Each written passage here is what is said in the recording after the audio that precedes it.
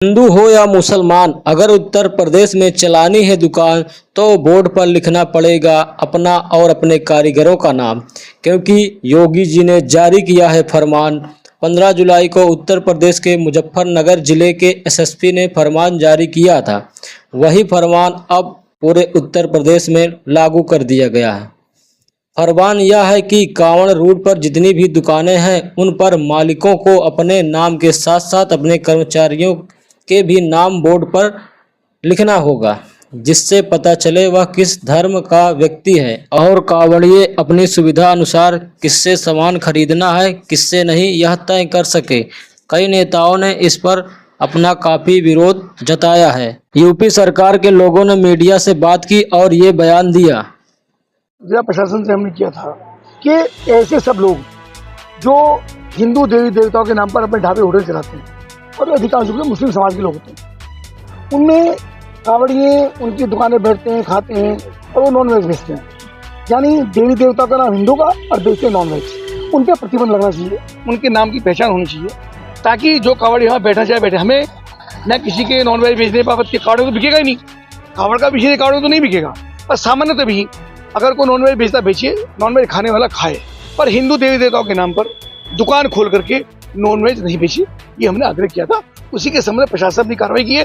इसमें जिस प्रकार से अन्य पॉलिटिकल लोग, चाहे श्री अखिलेश यादव हों, चाहे ओवैसी हों, जो इसको एक सामाजिक और एक हिंदू मुस्लिम का स्कूल दे रहे हैं, ये हिंदू मुस्लिम का विषय नहीं है, ये सामाजिक सौहार्द का विषय है कि जिसको जहाँ मर्जी खाए, जिसको जहाँ मर्जी बैठे, लेकिन कुछ जानकारी में हो कि मैं कहाँ बैठा हूँ, कहाँ बैठे खा रहा हूँ, उसकी अपनी इच्छा है।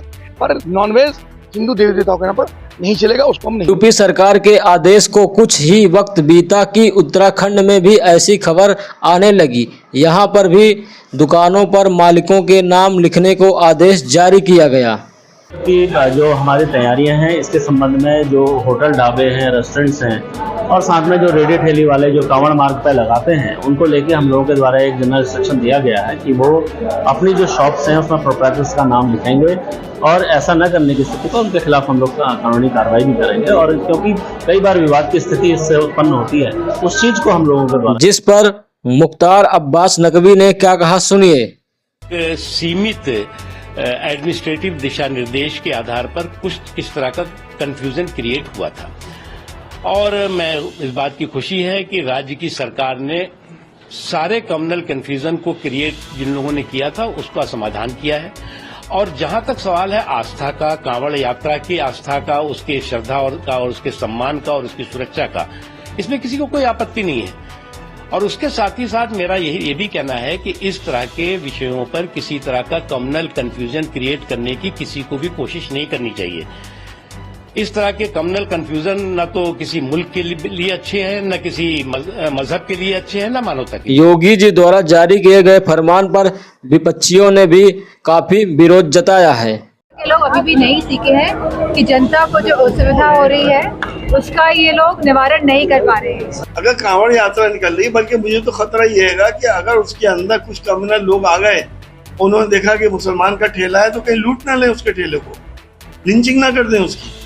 इससे तो और लाइन आर्डर की गंगा जमुनी तहजीब को नष्ट करने की बात है। अगर ये होता है हिंदुस्तान में ऐसा, यहाँ हिंदुओं के जुलूस में मुसलमान शरबत पिलाते हैं, मेवा बांटते हैं, और मुसलमानों के जुलूस में हिंदू शरबत बांटते हैं, शरबत बांटते हैं, मेवा बांटते हैं।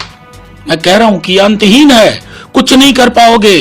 मिट्टियों से उनका मजहब पूछोगे, धर्म पूछोगे, उसकी जात पूछोगे।